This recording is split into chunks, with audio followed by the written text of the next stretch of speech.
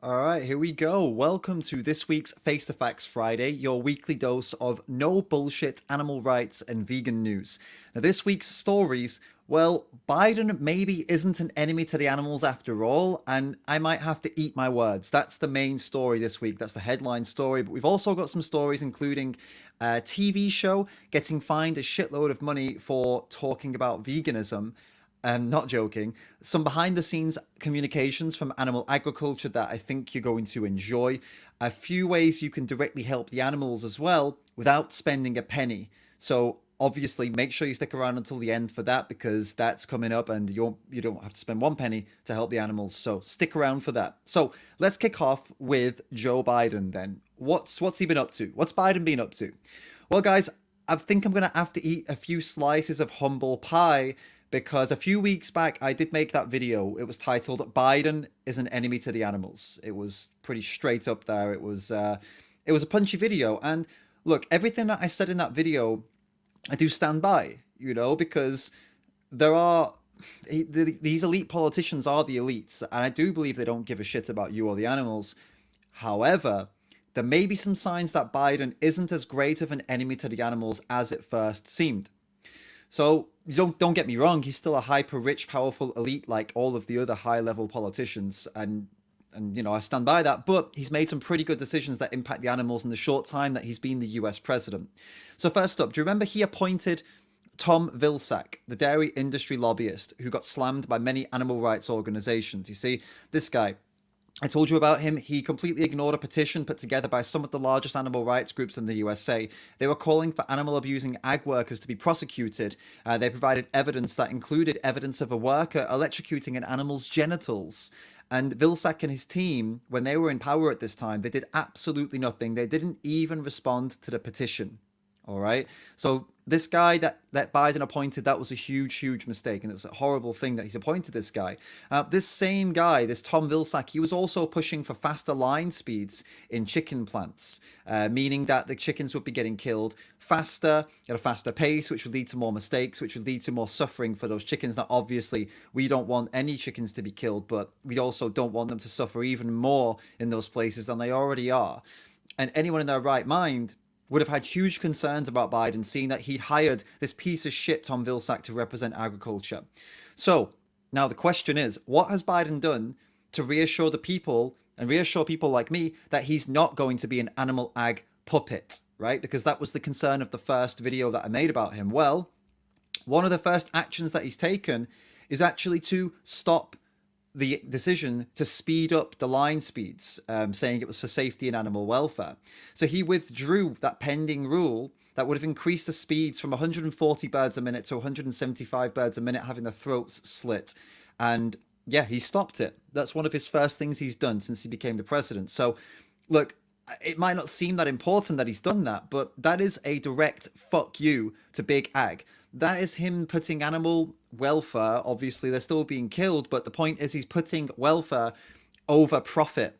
He's giving a fuck you to the big industries that want to kill more animals faster by saying, no, your profits don't matter as much as what he considers to be animal welfare. So, look, it gives an initially promising message that he's not going to be pushed around by Vilsack and Vilsack's goons, because that was a massive concern. And look, that's about all I can give you regarding the animal agriculture industry. And it may seem small, but it is a start. That's the only news I've got regarding animal ag. But there is other news that is also suggesting that he's not as much of an enemy to the animals as it may have first seemed. So, for example, he stopped the construction of this highly controversial Keystone pipeline. This is was going to be a highly damaging pipeline, part of a system that was polluting this area with toxic waste that was going into rivers, water supplies, believed to be linked with higher rates of cancer in wild animals and indigenous communities living in the area. So, a real horror show.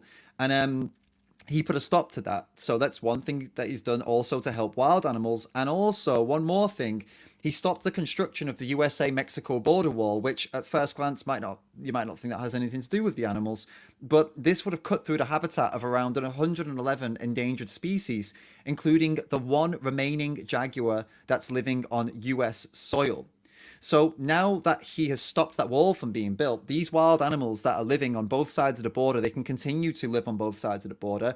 And in the case of the remaining jaguar in the USA, the one remaining jaguar, well, that jaguar would have had a life with no possibility of reproducing, meaning that the jaguar would have been extinct in the USA if that wall was built, because they wouldn't have been able to reproduce. There would be no jaguars in the USA. So it's helped the animals again. So it's sounding good, right? It's sounding pretty good. It seems like, of course it's not great. It's not everything that we'd want, but it's definitely positive is what the point I'm getting at here. There's some good things happening there. But let's not get ahead of ourselves. There are still some major concerns.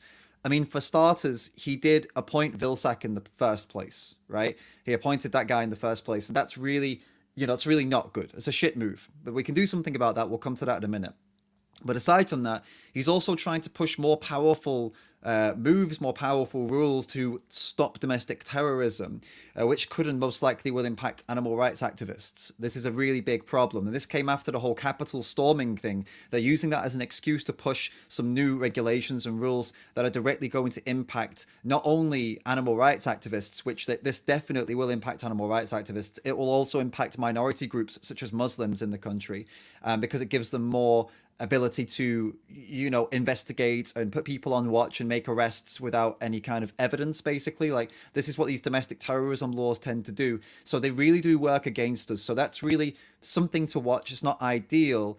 And there's one other thing as well that is a concern. It's mainly been spoken about in the right-wing spaces, to be honest with you, the conservative spaces, but it may or may not be a valid concern. But there's also some concern that he would switch on the US war machine again, because in the past he was serving under Obama, and Obama was getting involved in a lot of overseas interventions and getting involved in wartime, and it was all a bit messy. And this is what some people have been speaking about as well, as I said, mainly on the right wing. So you don't know if it's just scaremongering or if there's any truth to it, but it's a concern. So and why is that relevant to the animals? Well, war causes, I don't need to explain this, do I? Immeasurable suffering to both human and non-human animals. If the drone strikes and bombs being dropped on places, it's going to be killing both humans and non-humans. So obviously that needs to be avoided. Now look, here's where I'm at. I said what I said, and I stand by what I said. These politicians, I don't believe they give a fuck about you. I don't believe they give a fuck about the animals. I believe that they are the elites of the... Well, it's not I believe. They are the elite of the elites. They do what they do for money and power, all right? But Biden is now the US president for the next 4 years at least. And he's doing some pretty good shit so far. Look, on the animal rights front, I mean, the stuff that can align with what we're about. More than Trump probably would have done. Let's be honest, he's doing a lot more than Trump would have been doing. So who knows? Maybe we could get him to do some more good shit. So we should focus on that. Firstly, if you're a US citizen, you need to contact your local senator and demand they tell Tom Vilsack to fuck off. You need to be clear on this. You need to be getting that guy, showing that you're not happy. So I'm going to itch my back. Showing that you're not happy with this guy being appointed, all right? And who knows, maybe that could be turned around, or maybe that he won't actually start the job, which would be great. That's the first thing. Other things you can do is get behind politicians that are discussing the plant-based diet and veganism. Like, for example, there's Eric Adams. He actually called for a dialogue with Biden about the plant-based diet. So that's a great start. Let's try and get behind people like that. There's Cory Booker, who is a politician passionate about the plant-based diet, calls himself a vegan. Some people believe he's vegan. Some people don't believe he's vegan. Look, regardless, he's a politician that talks about veganism and the plant-based diet. And there's Jabari Brisport, who actually is a vegan animal rights activist and is a member of the New York State Senate. So, these people have varying levels of power and influence, of course. But look, if we support these people, the right pressure in the right places, who knows? Maybe the US can get a lot done for the animals over the next 4 years. And look, what happens in the US tends to influence the rest of the world. So this is why this is important. I know the center of the world is not the USA, but the USA does have a big influence on the rest of the world. So it's important. These things are important. I hope we see some good stuff. I really do. It looks like it could be good. And I just hope those concerns that we have don't come to fruition. I hope actually the good things that we're looking at can come to fruition. What do you think, though? Do you think Biden's going to do good things for the animals over the next 4 years? Or are you more skeptical? Do you have issues that I've not thought about? Do you have other points to bring up? Let me know in the comments what you think right now. Now on to the next story. I told you there was a TV show that was fined for telling a vegan story. I wasn't joking. This TV station in the Belgium has been fined. Now Belgium has got a bad history when it comes to veganism. The 2019 Belgian doctors were calling for parents who raise their children as vegans to be prosecuted. So it seems that some Belgians really don't appreciate veganism. But look, this TV station has been fined £22,000, which is about 25,000 euros, or I don't know, maybe close to $30,000, because an animal rights group paid for pro-vegan storylines to be inserted into the soap opera. The soap opera is called Family. And it's one of the most popular ones in the area, 800,000 views an episode. And now here's what they got fined for, okay? So there was a storyline beginning last year centered on the fortunes of Jeff, I guess, who runs a sandwich bar. And this guy introduced a line of vegan sandwiches in the series, obviously. And they talked about veganism and the health benefits and animal rights. And that's it, basically. They've been fined for doing that because the organization, it's called Gaia, this organization, and they're the ones that have put the money towards this and paid for this to happen. And the Flemish broadcast regulator, the Belgian broadcast regulator, they said that this story was unmistakably the result of a conscious editorial choice that was made in light of the conclusion of an important sponsorship agreement. So, like, they fined them for that. It's insane. It's like, the thing is, right, you can pay to have Pepsi, Coca-Cola pushed into movies. You can have your Sony laptop or your, Apple shit in movies. That's totally fine. Like, no one gets fined for that. But you can't put a vegan message in a soap opera without getting a 25,000 euro, $20 or $30,000 fine. That's a fucking joke. How can Sony and Pepsi and do all that shit? Anyway, look, that's just absolutely ridiculous. I included it because it's what a ridiculous story, and I feel bad for that station. Fortunately, they couldn't find the animal rights charity, which is great. They couldn't do that. But yeah, it's typical. And you know what? One more thing, which is very interesting about this story. Even the farmers' union in Belgium thought this was blown out of proportion. Even they commented saying this is out of proportion. These animal farmers think this is stupid that it got fined.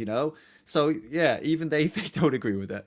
Moving on, actually staying with animal farmers though for a second, we've got some more interesting stuff coming from one of our favorite people. If you are a long-time viewer of this show, this 5 Minute Friday, it used to be called, now it's Face the Facts Friday, then you'll remember this woman. Her name's Hannah Thompson Weeman. And she's back again, one of our favorite people. You may remember her from my other videos, such as Animal Ag Bullshit and what's the other one called? Oh yeah, More Animal Ag Bullshit. Well, now she's a member of this video. She's in this video, even more Animal Ag Bullshit. She's been a part of this article here. And she's the expert in question here. Farmers must take steps to protect from activists. And what are they protecting from exactly? Well, she explains it here. For example, activist campaigns pushed more than 300 food brands to adopt policies requiring cage-free housing for laying hens. She said, this is forcing the egg industry to undergo a massive transition in operations, which has come at an increased cost. Oh my God. These evil activists have contributed to getting animals living outside of cages, sentient breathing beings, getting them out of cages. It's disgusting. How these activists are out of control. You need to protect yourselves against these people who want animals out of cages. This is horrible. It's fucking disgusting, isn't it, these people? And it's times like this when you see what they really care about. It's all money. It's all money, isn't it? And as if we didn't, as if we ever questioned that. We know it's all about the money. But look, this article gets even more absurd, right? They're so scared of us that she's given them a step-by-step of things that they should do to protect themselves from the evil vegans. So apparently they've got to evaluate information carefully, do not give information over the phone, only in writing, ask for references and verify every step of the process. Ensure access to the farm is controlled using check-in and check-out procedures, ID badges, visitor escorts. Maintain basic security, listen to this, lock office doors, file cabinets, animal product storage, use surveillance video, install firewalls on all computer systems, screen all job applicants and check references, double check applicants who show university or college ID, monitor new employees for unusual behavior, be sure they leave the farm after their regular shift and stay away from restricted areas, train all employees on proper animal care and ensure they are clear on all farm policies, including zero tolerance on animal mistreatment. Now that one is a good one, but I mean, everything they're doing is mistreating the animals, It's, I don't know, confusing, but at least that one seems relatively positive. Watch for warning signs of being targeted by activists. Signs might include increased requests for animal-specific information or farm tours, correspondence questioning farm practices or harassing farmers or employees, increased media attention, special interest groups campaigning locally, and unusual interest in gaining employment, especially employment with access to animals. Wow. Imagine being this desperate to hide something that's normal, right? And natural. It's pathetic and it shows that we're getting to them, so keep it up, all right?